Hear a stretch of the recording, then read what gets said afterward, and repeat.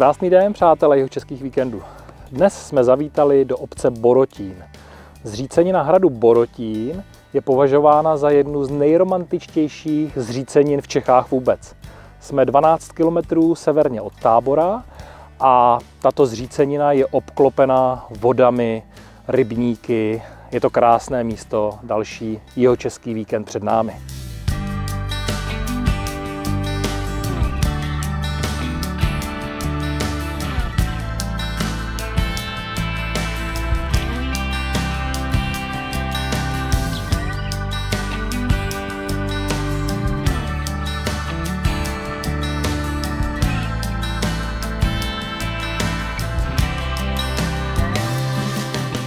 Před zříceninou hradu Borotín je malé parkoviště, kde je možno zaparkovat.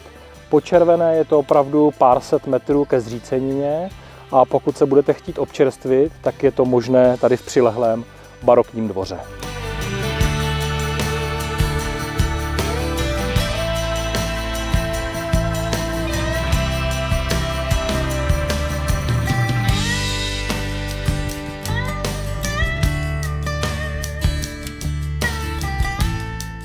První zmínky o hradu pocházejí z roku 1356. V roce 1434 byl Borotín obléhán vojsky Prokopa Holého. Dobyt však nebyl. Počátkem 17. století vypálila hrad císařská vojska a jako konfiskát se dostal do majetku Lobkoviců, kteří jej připojili k jistebnickému panství.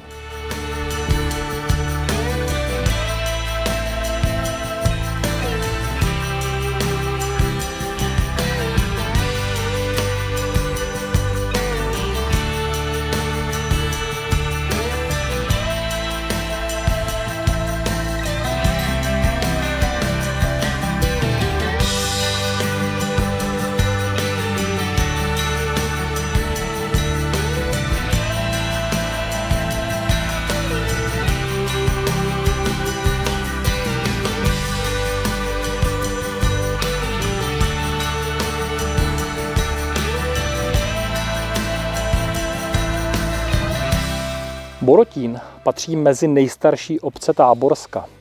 Již ve 12. století byl evidován jako majetek velmi silného rodu Vítkovců.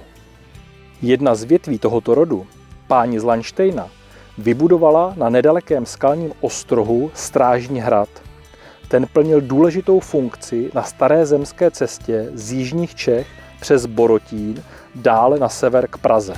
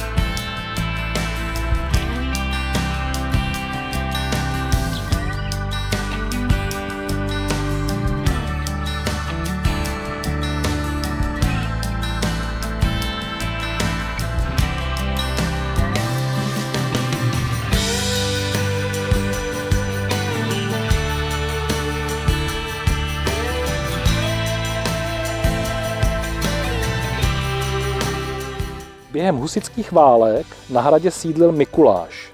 Později přešel na stranu císaře Zikmunda.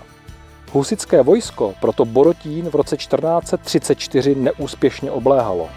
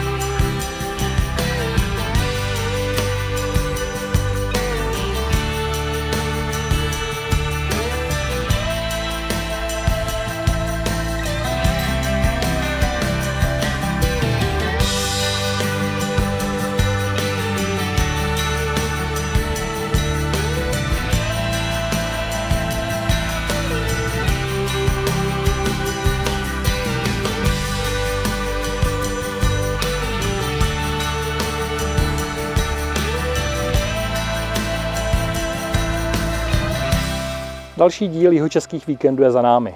Tentokrát zřícenina hradu Borotín. Obec Borotín patří k nejstarším na Táborsku.